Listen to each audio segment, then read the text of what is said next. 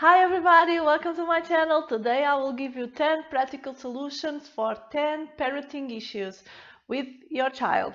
So I'm Rita and today it's all about you.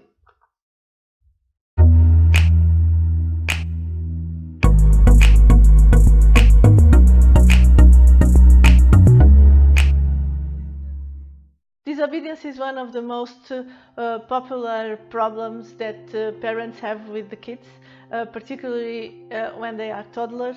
But you can always try to set boundaries even when they are small. Don't tolerate rude behavior. Try to calm yourself, try to be calm around your kid, and teach the difference between right and wrong. Uh, Probably when they are just toddlers, this kind of behavior usually they are short and they are just a phase. But if it's a serious situation, you should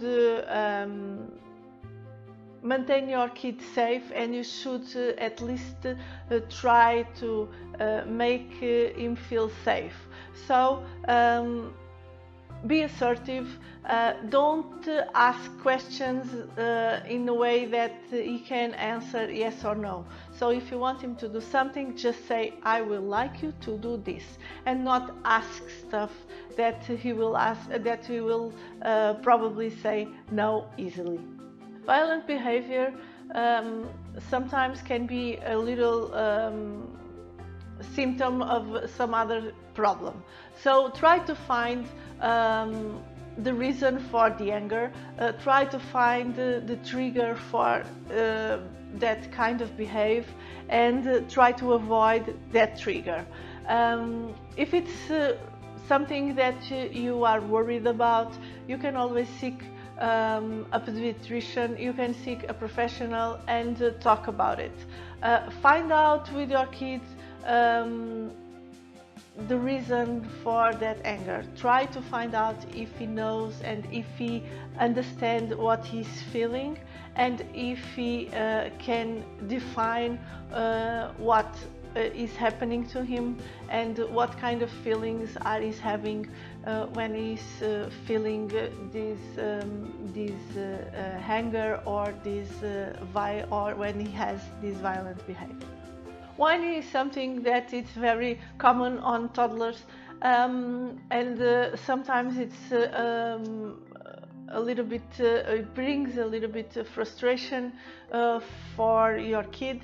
Maybe the better thing is to make sure that it's not just a call of attention, and talk to your kid really helps to manage his frustration. So try to talk to him, try to see by yourself he's just it just wants your attention, and if it's so, why he's feeling that way. With tantrums, well, we have a whole video about tantrums that I will leave in the description below, but the most effective and practical and fast thing is try to calm down yourself first, and then talk to your kid after give him his time, and after he's doing all the physical expressions that it's typical of a tantrum, and talk to him and try to make sure that everything is okay now, and try to understand the trigger that caused these kind of things, and try to help him manage his own frustration. Well, every kid has this phase where he tries to lie, but I think the most practical thing to do first is to tell him that you know that he's lying. Keep yourself calm and try to explain why it's no good for him to lie. Talking about trust, talking about what other people think when he's lying, and you can show why lying is bad. You can show him with these stories, you can show with books, we can show with songs, with videos, whatever you find that it's good for your kid. try to find out and try to manage this situation together. It's very common that siblings fight. This is always happening between brothers and sisters. In a fight, just try to separate them, try to calm them down. Don't judge them, don't play judge with them, don't say that you know that one is wrong and the other is right. Just set rules and boundaries, and be really clear about the consequences about these aggressive and fights between your kids.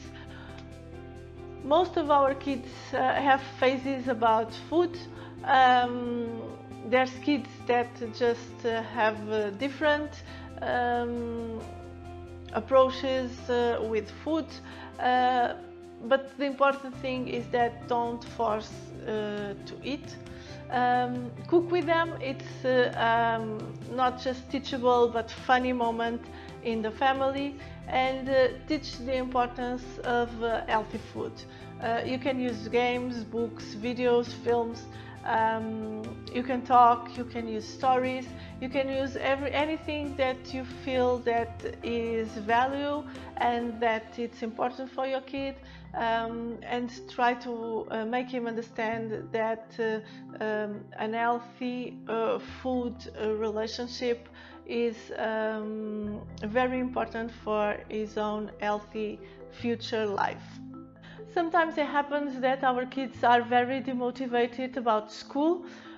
Sometimes the learning process is not so interested for them than it should be.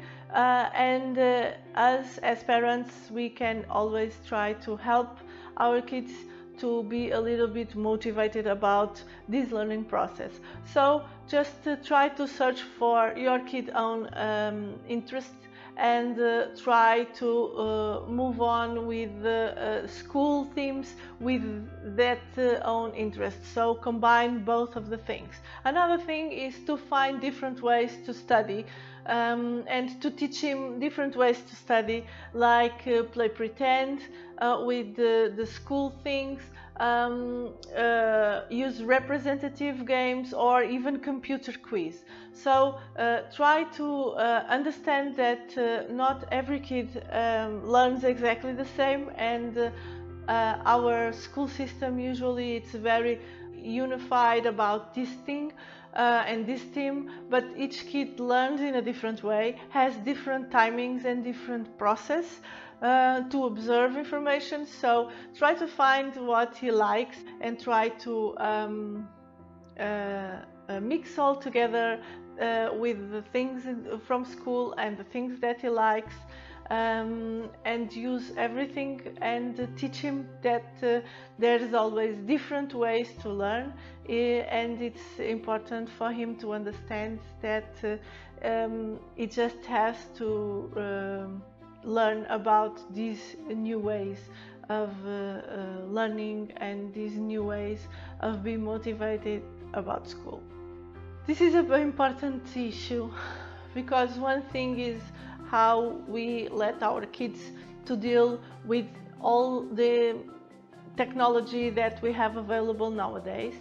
I particularly don't think that, for instance, the computer is a bad thing if we teach them to use it not just for fun but for information, which I think it's very valuable.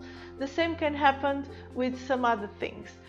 But naturally, it's if we think that there's a little addiction about gadgets, of course we are the ones that are the responsible, not really your kids.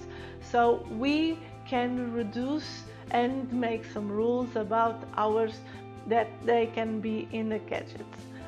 Setting these rules and new habits make them look away from these kind of things and look for other ways of having fun, like games, like painting, like books, like stories, like puzzles, and so many other things that they can have it. Of course, this technology, because it's always changing and it's always new, it is much more motivated for your kid and much more interested. But this is just something that you can both do together in a beginning, and make a way of changing and make a way of let them explore other options that are not just gadgets. Other thing that it's common in the different ages, it's lack of confidence. Nowadays our kids have constantly periods of lack of confidence, of lack of self-esteem, and this is something that it's worry for the parents. The first thing, it's good for you not to do, it's forcing. So don't force your kid to anything that he's not ready to or that he doesn't want to. Understand what is to be or to have a shy personality. Empathize with your kid and with his own way of seeing things, and try to control the environment when these feelings are coming. Try to talk about it and about the feelings that this kid has. Try to involve yourself and try to see why he's feeling like that, and how can you change, and how can you help him change these bad feelings about himself and about the world in general. So that's all for today, guys. I hope you like it. I hope you subscribe. I hope you leave a thumbs up. I hope you leave a comment if you want to. And I'll see you next week with another video. See you then. Bye.